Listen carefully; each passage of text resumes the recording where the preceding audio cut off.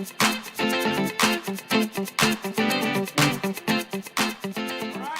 Football coming at you for this week's episode. All right, we're going to talk about new rules introduced by the NFL that are going to impact you in fantasy football. Also, that will impact the game in general. We're going to talk about two players that I believe are going to do awesome this season in fantasy, two sleepers, and then one player that is super hyped up that I think is going to be a bust. So stick in and we'll make sure to cover that. At the end, we're going to talk about the community question. So I'm going to pose a question and look for some feedback and comments, and we can chat about that next time.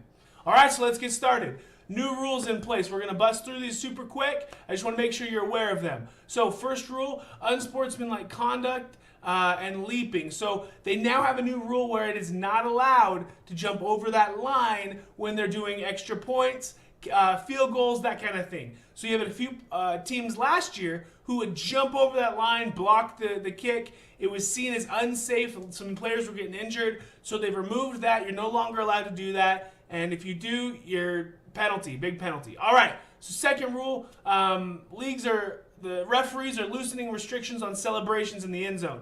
So players can dance and have a good time and not get penalized for it. So they do have some rules still in place to keep it safe, respectful, and not too out there. But players can now be themselves and express themselves with celebration dances.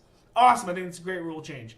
Next, they're shortening the overtime from 15 minutes to 10 minutes. What that's going to do, hopefully, is it'll reduce the snap count, which will, right then is when the players are the most exhausted, most tired, most injury prone. And so by reducing the time of overtime, they're hoping to cut those injuries down, as well as force the coaches to make more gutsy plays.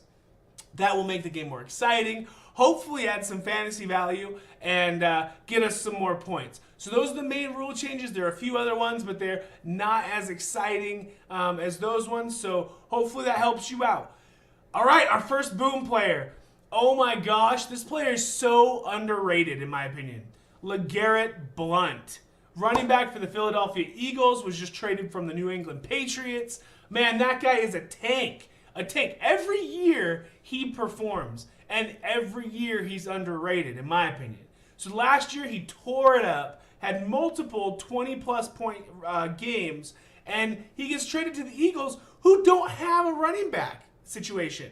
They've got Ryan Matthews, who's just coming off of neck surgery. He probably is going to get cut by the team here anyway.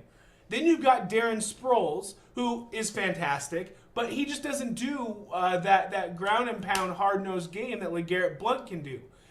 You got Wendell Smallwood, who people thought was going to be great last year. I just don't think he's going to cut it. LeGarrette Blount has experience, and he's fantastic. And you know what else the Eagles have this year? They've got an amazing wide receiver roster.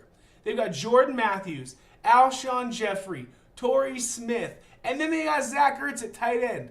Man, that great wide receiving roster is going to open up that box for LeGarrette Blount. They're going to have to make sure they're guarding the wide receivers well, double teaming them, and it's going to make room for LeGarrette Blount to just score so many points.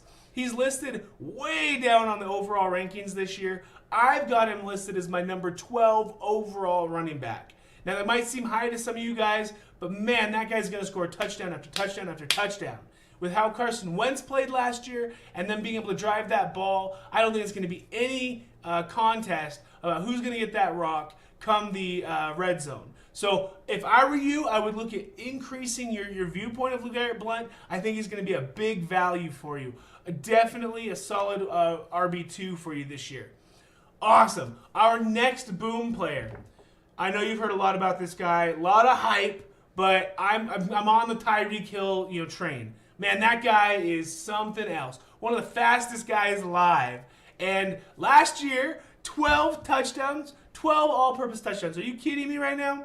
And so he's definitely got massive value if your league supports kick return and punt return yards and touchdowns. I believe that on top of that, he is going to have massive wide receiver value. There's no one else there. There's no one else for Alex Smith to throw the ball to. And so he's going to get that ball and he's going to light it up. So I would highly recommend you stick Tyreek Hill in your lineup. solid RB2, wide receiver 2, may even be a low-end wide receiver 1. Man, that guy should be gone by round 3, 4 at the absolute latest if he's not. So if he's not, pick him up. I think he's going to have massive value this year. Awesome. Our bust player. This guy has been hyped up, and I've got a few reasons why I don't believe in him the way some others do. I think he's just not going to turn out. He'll probably have some good games, some 15, 20-point games, just because he's got Mr. Drew Brees throwing to him. But I think Michael Thomas is going to be a bust. Also, this is a bonus, I think Mr. Mark Ingram on the Saints is going to be a bust as well. So I think Mark Ingram, he's listed as the RB1, but he's got Adrian Peterson following him up. Are you kidding me right now? Adrian Peterson is going to take 90% of those red zone rushes, and Adrian Peterson's going to get them too close to the end zone as well. So although Mark Ingram can catch the ball and he's a solid RB, I don't think he's going to be consistent the way people want him to be. So Mark Ingram, bust. Michael Thomas, also bust. They're going to utilize Adrian Peterson a lot more than I think most people think they're going to. And Drew Brees throws the ball, but they've got Willie Snead out there ready to interrupt that passing game. And Ted Ginn. Ted Ginn's a speedster as well. And so you've got two good wide receivers. And Michael Thomas, I think, had a good year last year, but he's going to be average this year. Not a huge takeoff player. So there you go. I think those two individuals on the Saints, I wouldn't invest your early picks on them. If you've got a late pick and they're going a lot later than they normally would, possibly pick them up. Michael Thomas is going in the first and early second rounds right now. Way too high priced for my blood. I'd rather take a Julio Jones or a Jordy Nelson well over a Michael Thomas. So excellent. Hopefully that helps you. Put your feedback. I'd love to hear what your thoughts are in the comments. Also, our community question. I've never played in a 2-quarterback league before. I plan on playing in a couple this year. What are your thoughts and feelings about having 2 quarterbacks active in your roster? So tell me what that looks like to you. What are your strategy changes during drafts for that? Do you draft quarterbacks sooner? And what is the scoring settings that you would use with 2 quarterbacks in your league?